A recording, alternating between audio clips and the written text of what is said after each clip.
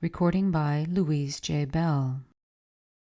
Man Overboard by Winston Spencer Churchill. It was a little after 9:30 when the man fell overboard. The mail steamer was hurrying through the Red Sea in the hope of making up the time which the currents of the Indian Ocean had stolen. The night was clear, though the moon was hidden behind clouds. The warm air was laden with moisture. The still surface of the waters was only broken by the movement of the great ship, from whose quarter the long, slanting undulations struck out like the feathers from an arrow shaft, and in whose wake the froth and air bubbles churned up by the propeller trailed in a narrowing line to the darkness of the horizon. There was a concert on board. All the passengers were glad to break the monotony of the voyage, and gathered around the piano in the companion house. The decks were deserted. The man had been listening to the music and joining in the songs, but the room was hot, and he came out to smoke a cigarette and enjoy a breath of the wind which the speedy passage of the liner created. It was the only wind in the Red Sea that night. The accommodation ladder had not been unshipped since leaving Aden, and the man walked out onto the platform as onto a balcony. He leaned his back against the rail and blew a puff of smoke into the air reflectively. The piano struck up a lively tune, and a voice began to sing the first verse of The Rowdy Dowdy Boys. The measured pulsations of the screw were a subdued but additional accompaniment. The man knew the song. It had been the rage at all the music halls when he had started for India 7 years before. It reminded him of the brilliant and busy streets he had not seen for so long, but was soon to see again. He was just going to join in the chorus when the railing, which had been insecurely fastened, gave way suddenly with a snap, and he fell backwards into the warm water of the sea amid a great splash. For a moment he was physically too much astonished to think. Then he realized that he must shout. He began to do this even before he rose to the surface. He achieved a hoarse, inarticulate, half-choked scream. A startled brain suggested the word "help," and he bawled this out lustily and with frantic effort 6 or 7 times without stopping. Then he listened. "Hi, hi, clear the way for the Rowdy Dowdy Boys."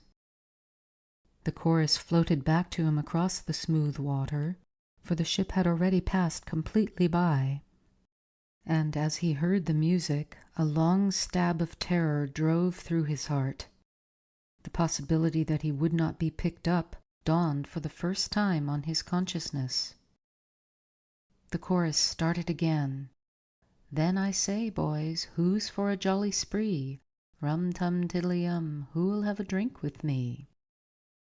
"Help! Help! Help!" shrieked the man in desperate fear.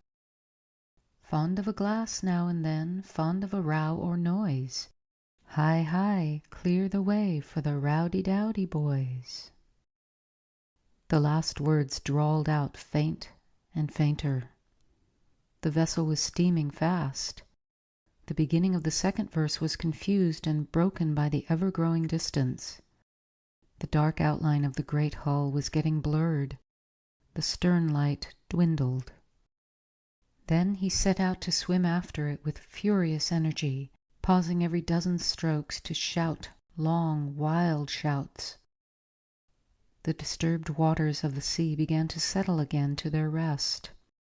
The widening undulations became ripples. The aerated confusion of the screw fizzed itself upwards and out.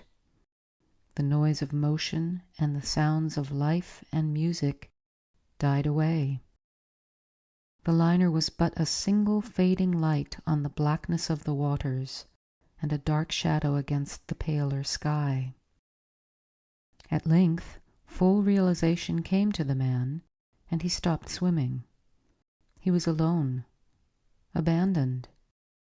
With the understanding, his brain reeled. He began again to swim, only now, instead of shouting, he prayed. mad, incoherent prayers, the words stumbling into one another. Suddenly, a distant light seemed to flicker and brighten. A surge of joy and hope rushed through his mind. They were going to stop, to turn the ship and come back.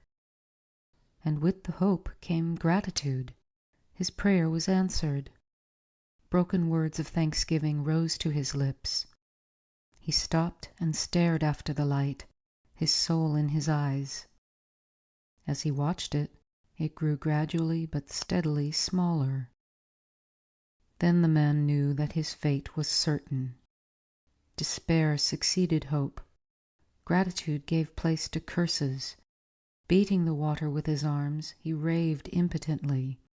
Foul oaths burst from him, as broken as his prayers, and as unheeded. The fit of passion passed, hurried by increasing fatigue.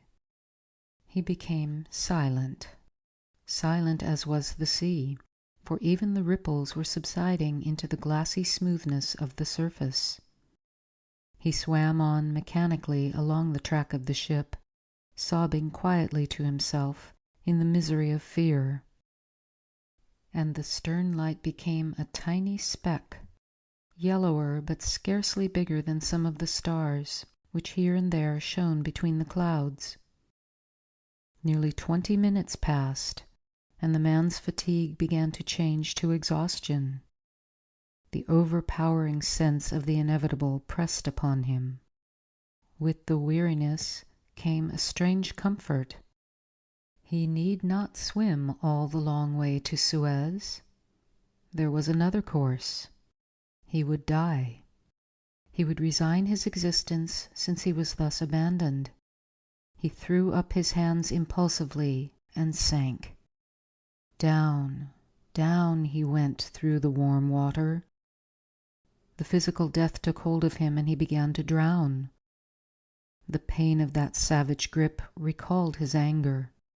He fought with it furiously.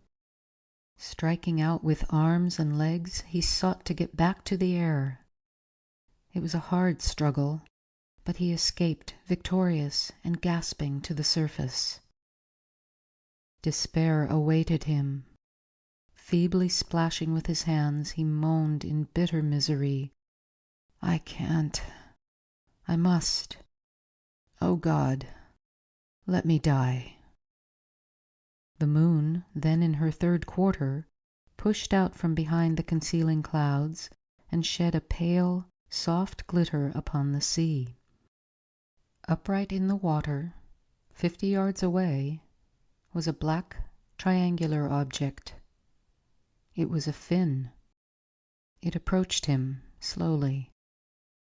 His last appeal had been heard. End of Man Overboard. Recording by Louise J. Bell. Sebastopol, California.